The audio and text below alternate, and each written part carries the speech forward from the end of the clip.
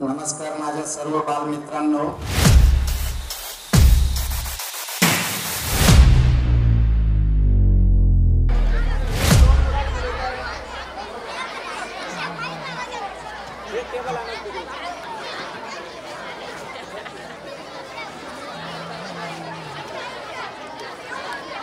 सर्वांनी एक अर्धा तास शांतता राखायची.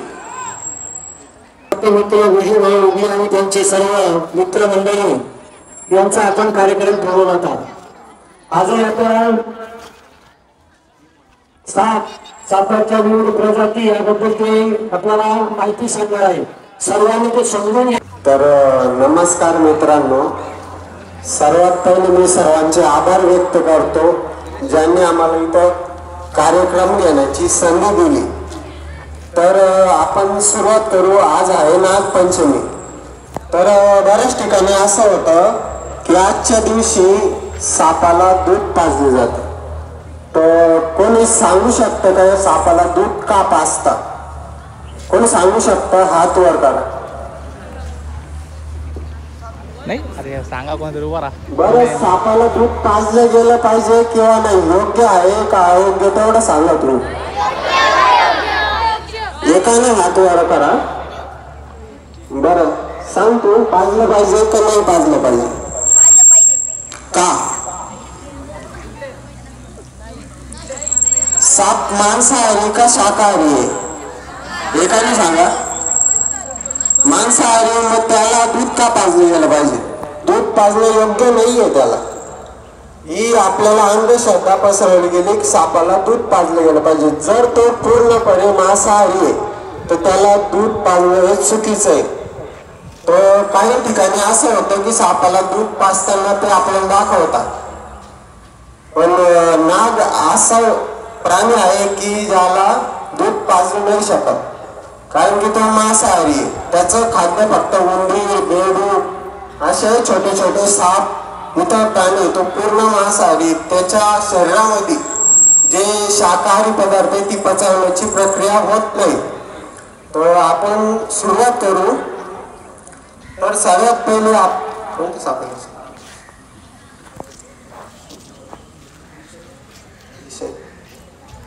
ठीक.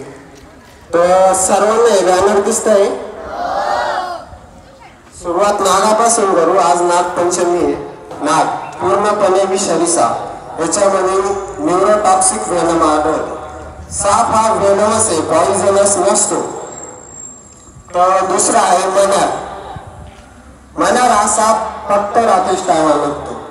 बऱ्याच ठिकाणी दिवसा हा साप दिसत नाही. 99% हा फक्त रात्रीच टायमाला दिसतो. मण्यार त्याची ओळख अशी आहे की हा पूर्णपणे काळा असतो, त्याच्यावर व्हाईट व्हाईट टुक्के असतात. हा जास्त करून रात्रीच टायमाला निघतो. याला कॉमन क्रेट असं म्हणतात. तर हा साप पूर्णपणे निशाचर आहे, म्हणजे तो फक्त रात्रीच टायमाला शिकार करायला बाहेर निघतो. घोणस. घोणस हा साप न्यूरोटॉक्सिक वेनम असलेला साप आहे. तर आजगरासारखा 50% आजगरासारखा दिसतो. बऱ्याच ठिकाणी असं होतं त्याला आजगर म्हणून पकडण्यात येते आणि लोक त्याच्या पकडल्यामुळे त्यांचे प्राण गमावून बसतात. तर याच्यावर आपली रुद्राक्षाची माळा असते. रुद्राक्षाच्या माळांसारखे आकाराचे रुद्राक्ष असतात त्याच्यावर. खूप सोपी ओळख आहे, तुम्ही बघू शकता. अजगरासारखा थोडा जाड असतो, याच्यावर रुद्राक्ष सारखा माळा असतात आणि याच्यामध्ये न्यूरोटॉक्सिक नावाचं वेनम असतं. त्याच्यानंतर फुरसे. फुरसे साप जास्त करून आपल्या घराजवळ वगैरे आढळत नाही, तो डोंगरामध्ये आढळतो. तर हा अतिशय छोटा साप असतो. लईत 2 ते 2.5 फुटापर्यंत वाढतो. पण हा पण वेनमस असतो. याच्यामध्ये सुद्धा वेनमस जे असतं ते न्यूरोटॉक्सिक असतं. याचं वेनम बाईट झाल्यानंतर आपल्या दाताच्या हिड्यामधनं रक्त वगैरे येणं किंवा शरीराची गती मंदावून जाते. तर अशा प्रकारे हे आपले प्रामुख्याने 4 आपल्या घराजवळ जे आढळणारे साप असतात त्यांच्यापैकी विषारी साप आहे. त्याच्यानंतर धामण, इंडियन रॅट स्नेक. धामण जी असते ती जास्त करून उंदीर खाते, त्याच्यामुळे त्याचं नाव रॅट स्नेक असं पडलेलं आहे. तर जे असतं आपले धान्य वगैरे जे असतात धान्याच ठिकाणी हे जास्त आढळते, कारण की त्या ठिकाणी उंदरं जे असतात ते अन्नाची नासाडी करतात. त्याच्यामुळे हा साप एका प्रकारे आपल्या शेतकऱ्यांचा मित्र पण आहे. धामण बघू शकता तुम्ही, असं थोडस काळसर पण असतो, त्याच्यानंतर पाठीमागून जो व्हाईट असतो किंवा पिवळा असतो, त्याच्यामध्ये एकदम सोप्या प्रकारे वाचला जातो. जवळजवळ हा 7 ते 8 फुटापर्यंत वाढतो. त्याच्यानंतर त्याचे जे तोंड असतात त्याच्यावर काळ्या कलरच्या थोड्या रेषा असतात. त्याच्यानंतर तस्कर हा साप जास्त करून आपल्याला विटांच्या ढिगाऱ्यामध्ये किंवा घरांमध्ये आपल्याला भेटतो. त्याच्यानंतर त्याचे जे शरीर असतं त्याच्यावर चेक्स टाईपचे आकार असतात. तस्कर हा साप बितूरमध्ये आढळतो की दिवस व रात्र दोघा टायमाला आपल्याला बघायला भेटतो. त्याच्यानंतर हा एक कवळा साप जो आहे तो आपल्याला भीतीवर, आपल्या घरांच्या भिंतीवर, टॉयलेट, बाथरूम इथं तो जास्त आढळतो, कारण की तो फक्त जवळजवळ 90% हा साप पाली खात असतो. पाली खाल्ल्यामुळे तो भिंतीवर पण आरामात चढू शकतो. त्याच्यानंतर आहे मांडूळ. मांडूळ सापाला भरपूर जण ओळखत असतात. मी प्रश्न विचारतो, मांडूळ सापाला किती तोंड असतात? ज्याला योग्य उत्तर माहिती असेल त्यांनीच सांगा.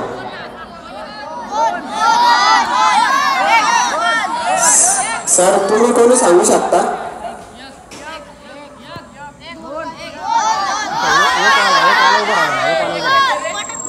बरं ठीक आहे, एकाने उभं राहा कोणीतरी, आणि जो म्हणतोय सापाला एक तोंड असतात त्याने पहिले उभं राहा. कोण उभं राहत आहे? मुलांपैकी, मुलींपैकी? अच्छा, एक वाला पण उभा आहे, 2 वाला पण उभा आहे.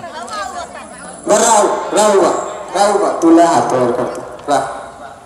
किती तोंड असतं सापाला? सांगतो बघा. 2 तोंड असतात, बरोबर. मग तो किती दिवस एका तोंडाने चालतो, किती दिवस एका तोंडाने चालतो? शिकार कोणत्या तोंडाने करतो? अच्छा, 6 महिन्याला उभा आहे. 6 महिन्यावर. राय रे दादा उभा. 6 महिने. Very good. खाली बस. बरं, एक तोंड आलं कोणी? मुलींमध्ये कोणी उभं राहा सांगा. अच्छा, एक तोंड वाला कोण वाटतं? एक तोंड वाला आहे तो. चुकलं तरी चालत उभा राहा.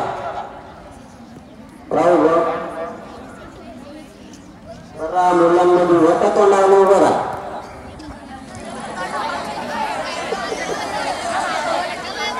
मांडूळ सापाला एकच तोंड असतं. ही सगळी अंधश्रद्धा आहे. मांडूळ साप 6 महिने एका तोंडाने चालतो, 6 महिने दुसऱ्या तोंडाने चालतो. खरं तर त्यांची शिकार करण्याची जी पद्धत असते, तो सापाला जेव्हा 2 तोंड असतात ना, ते 2 तोंड काही नसतात. तो त्याचा मागचा भाग राहतो आणि शिकाराच्या टायमाला तो मागचा भाग पुढं करतो, आणि जेव्हा तो शिकार त्याच्या जवळ येईल तेव्हा तो शिकार करतो. आणि जर त्याला भीती जाणवली या प्राण्यापासून आपल्याला धोका आहे, तर तो त्याचं तोंड मागं लपवून देतो आणि शरीराचा मागचा भाग पुढं करतो. ही सगळ्यात मोठी अंधश्रद्धा आहे की मानवाला 2 तोंड असतात. लक्षात ठेवा. आम्ही मागच्या वेळेस पण आलो होतो, मागच्या वेळेस पण ही माहिती दिली. भरपूर जण असतील ते मागच्या वेळेस माहिती ऐकली असेल त्यांनी, पण ते आता विसरले. तर मांडूळ सापाला 2 तोंड नसतात, त्याला एकच तोंड असतं. हा शेतकऱ्याचा मित्र आहे. तर हा साप जो आपली शेतातली माती जी असते ती भुसभुशीत करतो. तर याच्यामध्ये काही साप नाहीये जे आपल्या जवळपास आढळतात, ज्याला आपण भिवड म्हणतो. पाण्यामध्ये हा साप जास्त करून पाण्यात राहतो. फक्त पावसाच्या दिवसांमध्ये जास्त वर येत असतो, कारण की त्यांचा अंडी घालण्याचा टाइम असतो. या काळात तो साप जास्त पाण्याच्या बाहेर निघतो.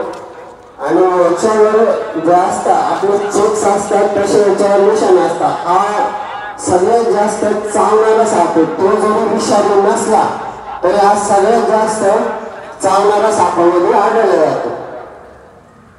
त्याच्यानंतर तुम्ही बघितलं वरचे जे 4 साप आहे ते विषारी आहे, खालचे जे 2 विषारी साप आहे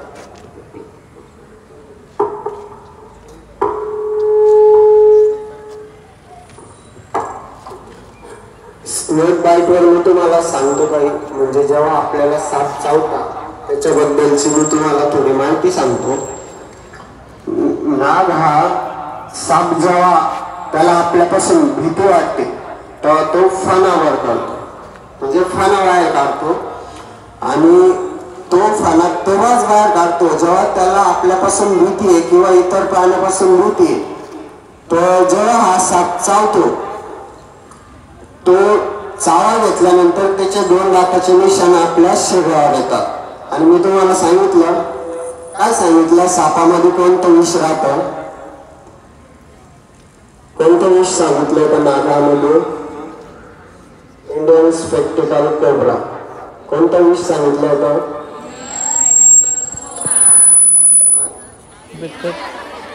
विष कोणतं आढळतं या सापामध्ये? हा, इंडियन विष आढळतं. बरोबर. बरोबर. न्यूरोटॉक्सिक वेनम जे आपल्या नर्व्सवर अटॅक करतात, आपल्या शरीरात जे नर्व्स असतात त्याच्यावर अटॅक करतात, नसांमध्ये अटॅक करतात. तर हा साप चावल्यानंतर काही न करता किंवा या 4 सापांपैकी कोणता साप तुम्हाला चावला तर तुम्हाला काय करायचं? सहा हॉस्पिटल, सरकारी हॉस्पिटल, सिव्हिल हॉस्पिटल, इथं तुम्हाला जायचंय. जर तुमची एखाद्या सर्पमित्राशी ओळख असेल त्यांना कॉल करून द्यायचं आहे. त्याच्यानंतर या सापामध्ये न्यूरोटॉक्सिक वेनम असतं, बरोबर. त्याचनंतर हा पण साप न्यूरोटॉक्सिक वेनम आहे, मन्या कॉमन क्रेक, पण या सापापेक्षा 5 पट विष या सापामध्ये असतं. म्हणजे हा साप तुम्हाला चावला की तुम्ही 5 मिनिटात मरशाल, हा साप चावला की तुम्ही 1 मिनिटात मरशाल, असं काही नाहीये. पण या सापाचं वेनम जे आहे ते लवकर तुमच्या शरीरावर अटक करतं आणि याचं थोडा हळूहळू करतं, पण त्याच्यात 5 पट विष जास्त राहतं. म्हणजे जिथे याचे 5 थेंब लागतील तिथे याचा 1 थेंब तुमच्या शरीरामध्ये पुरेसा आहे. त्याच्यानंतर बोनस मध्ये कोणतं वेनम सांगितलं? 5 मिनिटं पण नाही झाले मला सांगून. Haemotoxic venom. हेमोटॉक्सिक वेनम वाले यांचा जेव्हा आपल्याला नमस्कार माझ्या सर्व बालमित्रांनो. सर सगळ्यांना माझा नमस्कार. आणि मी मागच्या वेळेस तुम्हाला एक गोष्ट सांगितली होती, साप चावल्यावर तुम्हाला इलाज कसा करायचा आहे. कोणाच्या ध्यानात आहे? कसा? हा काय बोलतो? सांगतो का? अरे उभं आहे. बरोबर बरोबर. तर तुमच्या एवढ्या दिवसात तुमच्या गावामध्ये कोणाला साप चावला? तुम्ही आठवतं का तुम्हाला आजूबाजूला कोणाला साप चावला? उभं आहे ना, सांग ना कोणाला चावला? त्याची सुलताच्या मुलाला चावला. काय नाव आहे त्यांचं? नाव काय? रमेश आहे. बोयगाव. इथं आजूबाजूला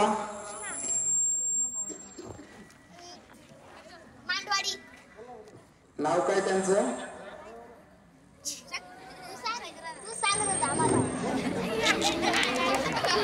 जेव्हा सापाला लोक मारायचे तेव्हा आपल्या इकडं उंदरांचं प्रमाण खूप जास्त प्रमाणात वाढलं होतं.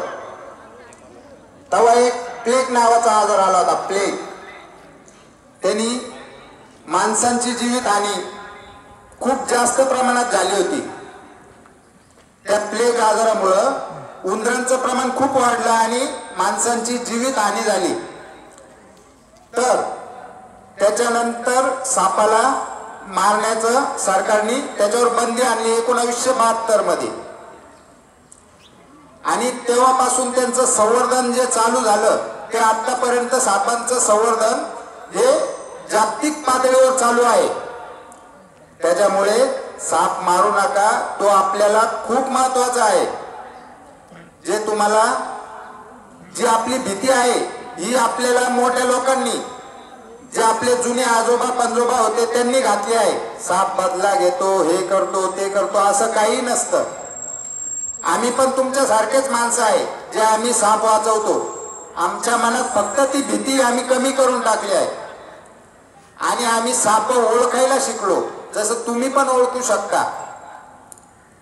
तर मुलांनो, लक्षात ठेवा, साप हा आपला शत्रू नाही, साप हा आपला मित्र आहे. त्याच्यामुळं आज आपण त्यांना संवर्धन करायचं आहे. त्यांची जी कमी होईल संख्या आपण जी वाढवली आहे, त्याच्यामुळं साप आज नियंत्रणात आहे. सापाला तुम्ही मारलं, तुम्ही एक फोटो व्हायरल केला तरी तुमच्यावर केस होऊ शकते, तुम्हाला 3 वर्ष तुरुंगवास होऊ शकतो. किंवा तुम्ही एखादा पशु पक्षी घरात पाळला जो आपल्या भारतातला आहे, तो तुम्ही पाळू नाही शकत, तुमच्यावर 25,000 रुपये दंड आणि 1 वर्षाची शिक्षा होऊ शकते. तुम्ही बाहेर देशातून सिंह आणून पाळू शकता घरी, आपल्या देशाची चिमणी सुद्धा नाही पाळू शकत. बाहेर देशातून तुम्ही सिंह आणून पाळू शकता, आपल्या देशातली चिमणी सुद्धा तुम्ही घरात आणून पाळू शकत नाही. का त्यांना आपल्या सरकारने अशी काही प्रक्रिया केली आहे का त्यांना कोणी मारू शकत नाही. आणि त्यांचं संवर्धन करण्यासाठी आज आपल्याकडे चिमण्या किती जण दिसतात? चिमण्या दिसतात का तुमच्याकडं? दिसता ना? आमच्या सिटीमध्ये चिमणी दिसत नाही. काय कारण? Mobile tower. बरोबर. याच्याने खूप पक्षी खूप जास्त प्रमाणात मेले तर पडून मारतात. त्या टावरच्या रेंज मध्ये आले ना, सगळे पक्षी पशु मारतात. आमच्याकडे कावळा सुद्धा दिसत नाही. ते म्हणतात ना, डाव्याला पिंडाला शिवायला कावळा लागतो. आमच्याकडे कावळे खात नाही, ते पिंड गाया खातात, कारण कावळेच शिल्लक नाही. तुमच्याकडे आहे ना, आमच्याकडे नाही. त्याच्यामुळं तुम्हाला ही संधी आहे हे पुढे नेण्याची, जे आम्ही नाही नेऊ शकलो ते आता तुम्ही लहान मुलं सगळा विचार करून तुम्ही हे पुढे नेऊ शकता. अजून कोणाला काही प्रश्न विचारायचा आहे का सापांच्या बाबतीत? कोणाला विचारायचं असेल तर बिंदास विचारा. आहे का कोणाला? उभं राहा, ज्याला पण प्रश्न विचारायचं. उठ दीदी, उठ उठ उठ.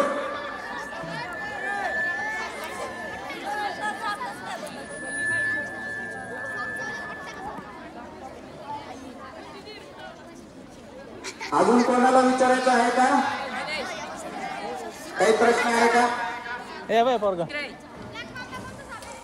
ब्लॅक मांबा जो आपल्या भारतातच नाही, त्याच्या बाबतीत विचारून मी तुला पण सांगू नाही शकत, ज्याचा अभ्यास मी स्वतः नाही केला. दुसरा प्रश्न कोणाला विचारायचा आहे का अजून? इकडे साप कसं काय मारतो म्हणे? साप कसा काय मरतो? तुम्हीच त्यांना मारताना काठीने. साप स्वतःहून मरत नाही. सापाचं आयुष्य हे 12 ते 16 वर्ष जगण्याचं आहे. पण तो लवकर का मरतो? आपणच त्याला मारतो. तो त्याचं पूर्ण आयुष्य जगूच शकत नाही.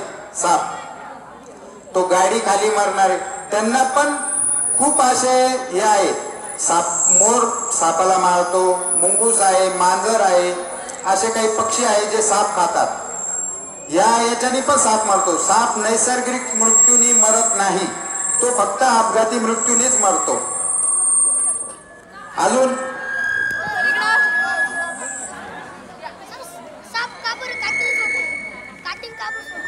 साप काटिंग का बरं सोडतो? तर त्याचं असं एक रिझन आहे, साप हा थंड रक्ताचा प्राणी आहे. त्याच्यामुळं त्याच्या अंगावर केस येत नाही, त्याला घाम येत नाही. त्याची शरीराची रचना अशी आहे का ती जी स्किन असते ती वाळून जाते आणि त्याची वाढ होत नाही. त्याच्यामुळं त्याला दर 3 महिन्याला स्किन चेंज करावी लागते. अजून कोणाचा प्रश्न?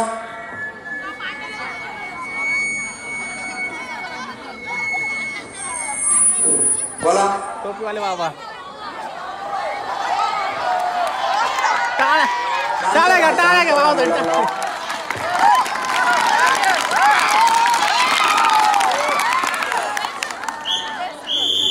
सर माझा सोपा प्रश्न आहे. बोला. माझ्या घरावर भिंतीवर सर्प चढतो आणि त्याला पाय असतात का? ऐकू एक मिनिट. त्याला ऐकू येतं का? तो टकमक पाहतो. मी मारत नाही, मी पण सर्प मग त्याला पाय असतात का? आता तुम्ही स्वतः बोलले मी पण सर्पमित्र आहे, याचं उत्तर तुम्हीच देऊ शकता. सापाला पाय असतात का? नाही. डोक्याने एक केलं त्याला जी कातडी असते रे खालची, हा त्याला असे पिंजरे असतात. बरोबर. पिंजऱ्याशी धरत जातो असं. बर. साप हा उभ्या भिंतीवर चढू नाही शकत, पण यामधला एक साप आहे जो उभ्या भिंतीवर चढू शकतो. तो म्हणजे हा कवड्या. हा उंदीर खात नाही, याचा मुख्य शिकार आहे पाल. त्याच्यामुळं हा साप फक्त उभ्या भिंतीवर चढू शकतो आणि सापाला कान राहत नाही. आपण जे चालतो त्याचं जे व्हायब्रेशन होतं, साप जमिनीला चिटकून असल्यामुळे त्याला ते कंपन महसूस होतं आणि त्याच्यामुळे त्याला चावल लागते की कोणीतरी आपल्याकडे येत आहे, नाहीतर सापाला कान नसतात. अजून कोणाचा प्रश्न? मुलींनी आज एकही प्रश्न विचारला नाही. हा चल आहे प्रश्न. बोल ना, काय प्रश्न आहे? कोणाला आहे? चल तुला आहे, चल बोल.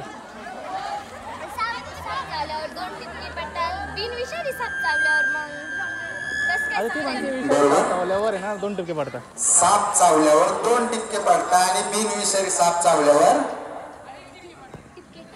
टिपके नाही पडत. आता जो विषारी साप असतो त्याला 2 दात असे असतात तर ते फक्त विषच सोडू शकतात आणि बाकीचे सगळे खायचे दात असतात जसे बिनविषारीला असतात.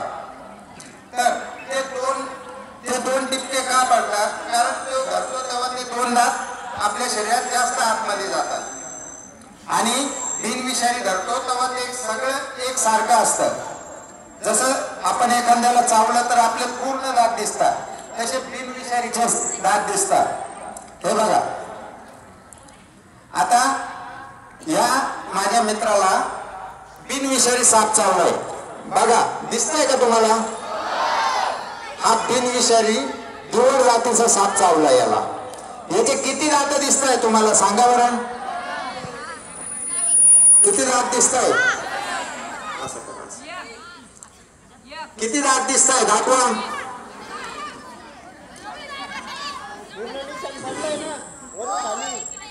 याला असंख्य दात, म्हणजे त्याच्या शरीरात, त्याच्या तोंडात, त्याच्या जबड्यात जेवढे दात आहे तेवढ्या पण दातांनी चावला आहे तो. त्याला विषारी दात नसल्यामुळे तुम्हाला ते 2 निशाण दिसणार नाही. अजून पुढचा प्रश्न. बोल. आपल्या भारतात आढळणारे जमिनीवरचे 52 प्रकारचे साप आहेत. त्यात समुद्री साप धरल्यात त्यांची संख्या अजून पण वाढेल, पण त्याच्यात विषारी पण आपण हे 4च मुख्य धरले. याच्यात अजून विषारी आहे ज्याला आपण म्हणतो बॅम्बू पीट वायपर, पट्टेरी मण्यार, हे असे समुद्री साप याच्यात भरपूर आहे. पण ते कोणाला चावली ही केस अजून आपल्या इथं आढळली नाही, त्याच्यामुळे आपण त्यांना विषारी सापांमध्ये धरती नाही. अजून कोणाला काही प्रश्न? बोला.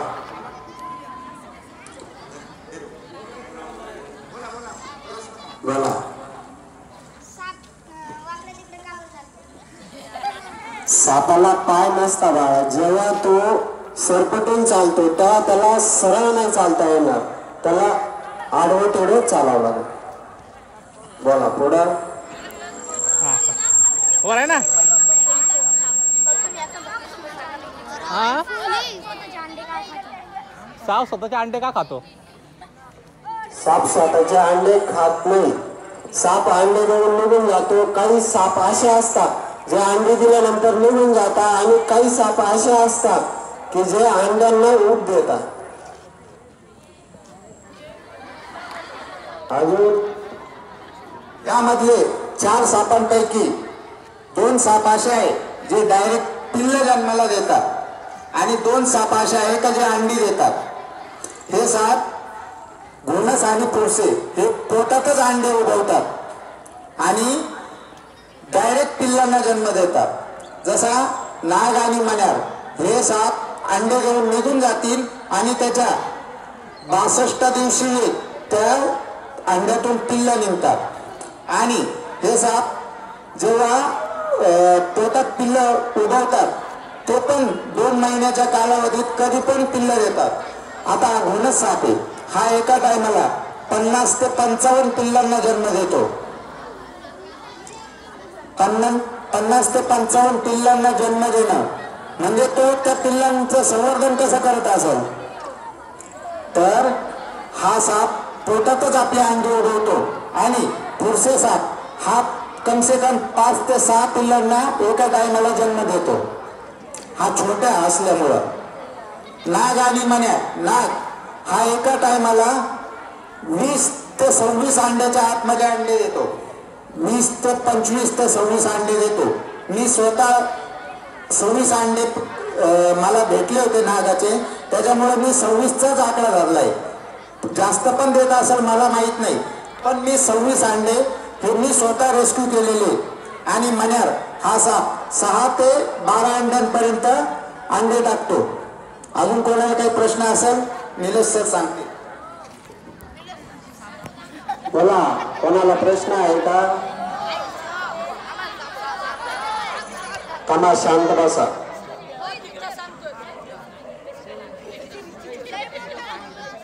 आवाज येत नाही तुला? बोल बोल, उभं राह।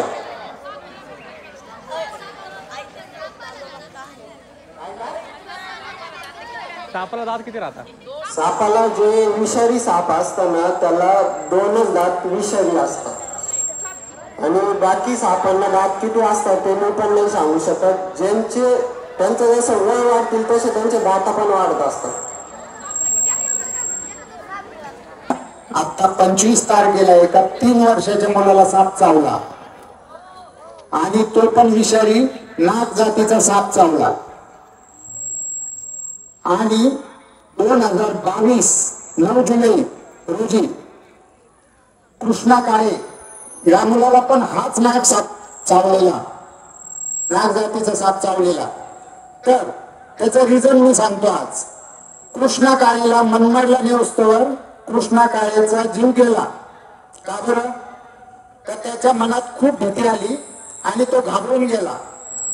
आणि आत्ता जो कोन्नरवाडीला ज्या मुलाला साप चावला तो मुलगा होता 3 वर्षाचा, त्याच्या मेंदूला काही समजत नाही म्हणून त्याच्या मेंदूने त्याला तसे संकेत दिलेच नाही।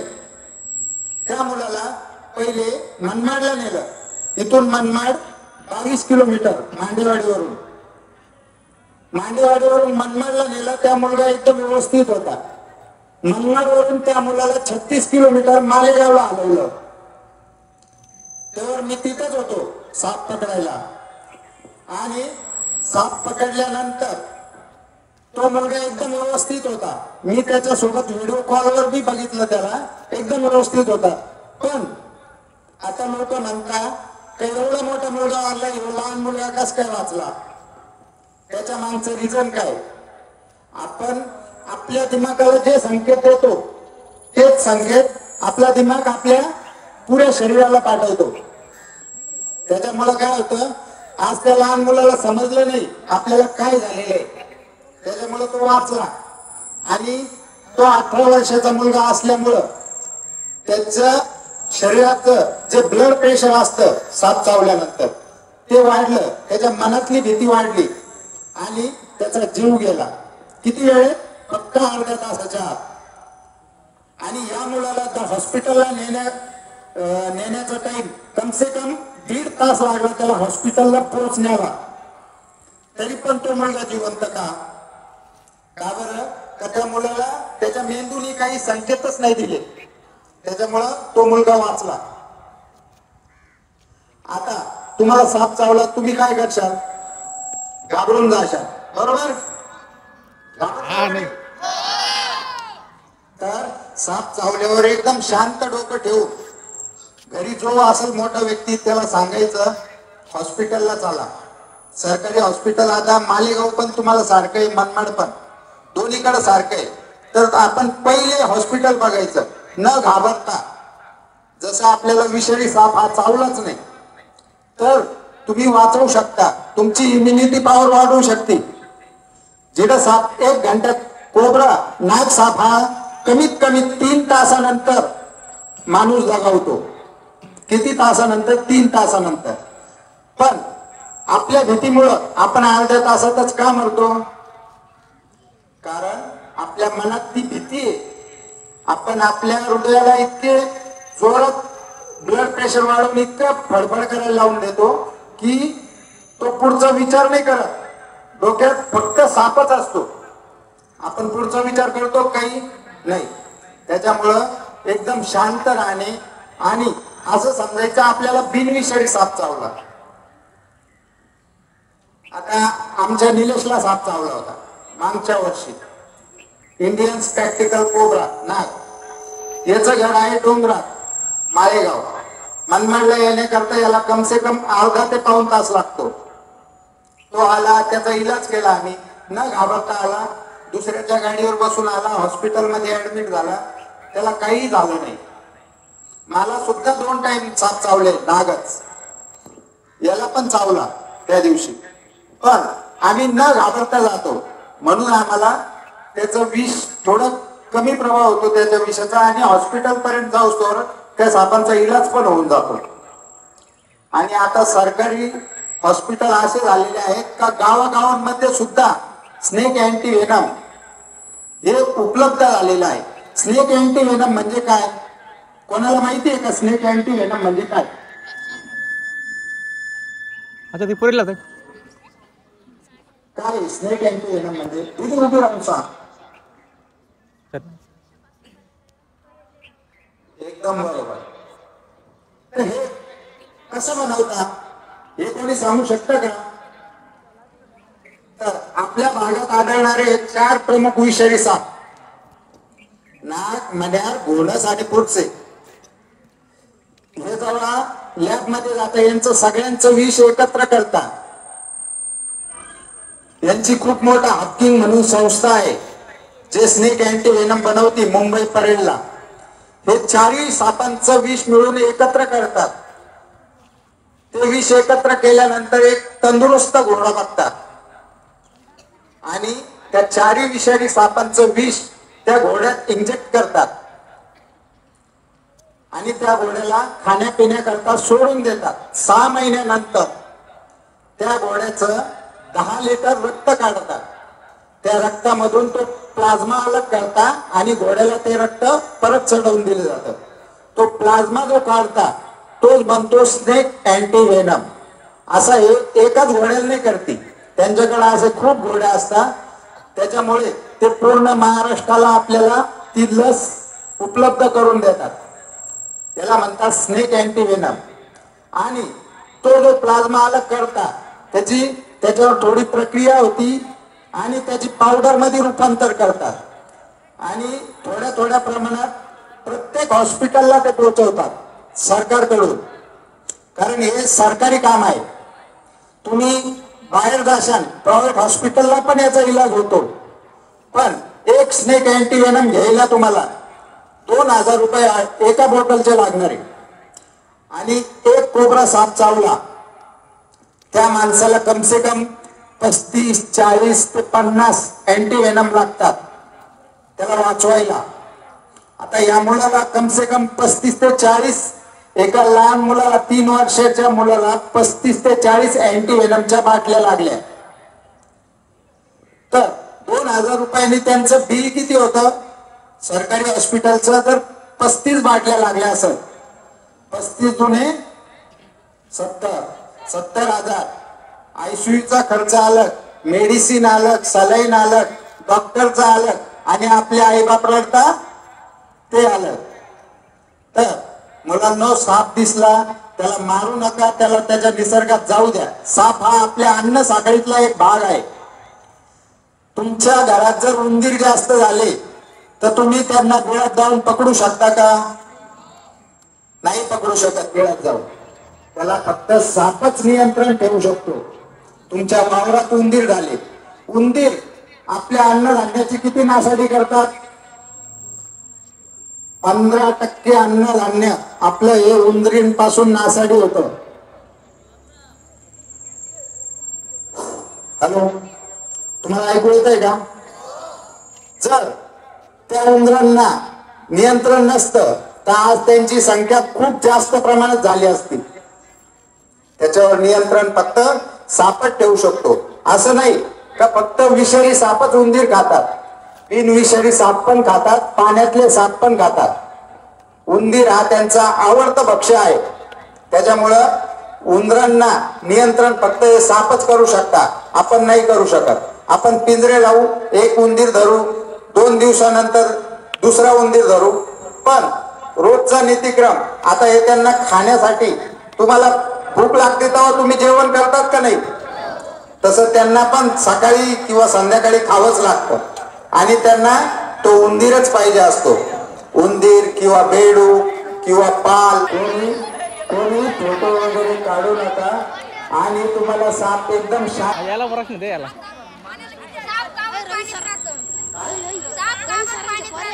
प्रत्येक साप पाण्यात राहता असं नाहीये.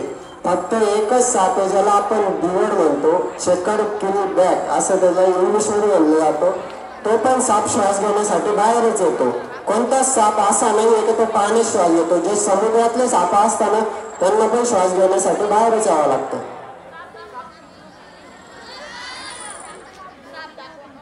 अरे लहान सापाला जीभ असते, सापाला जीभ तर एकच असते पण तिला 2 फाट्या असतात. नाही नाही, लय प्रश्न आले. उभा राह.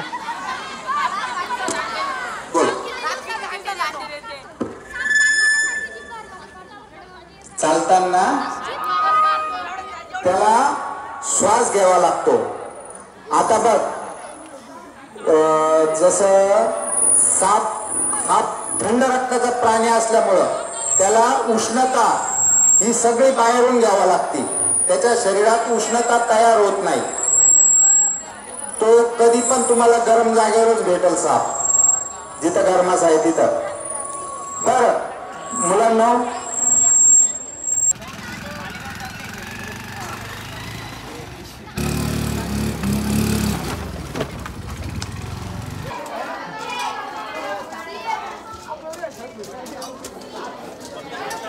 मस्त चॅनल वगैरे आहेत, त्याच्यामुळे आमचं समाज ते काय मला असं असतं ते.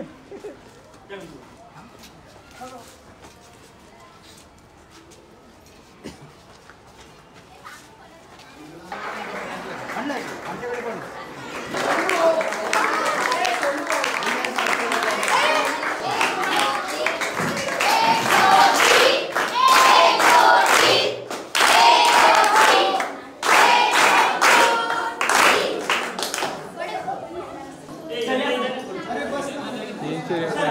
आजच्या या कार्यक्रमासाठी व्यासपीठावर उपस्थित झालेल्या सर्व मान्यवरांचे व आमच्या सर्व मित्रांचे तसेच आपल्या शाळेच्या मुख्याध्यापिका व कार्यक्रमाचे आनंद घेण्यासाठी समोर उपस्थित असलेल्या सर्व विद्यार्थ्यांचे मी शब्दसुमनाने सहर्ष स्वागत करते. स्वागतम सुस्वागतम सुस्वागतम. असलेले आपले संस्थेचे सचिव माननीय श्री दिलीप धारवडकर यांचा सत्कार आपल्या शाळेच्या मुख्याध्यापिका सो पोद्दार मॅडम यांनी गुलाब पुष्प देऊन करावा अशी त्यांना विनंती करतो.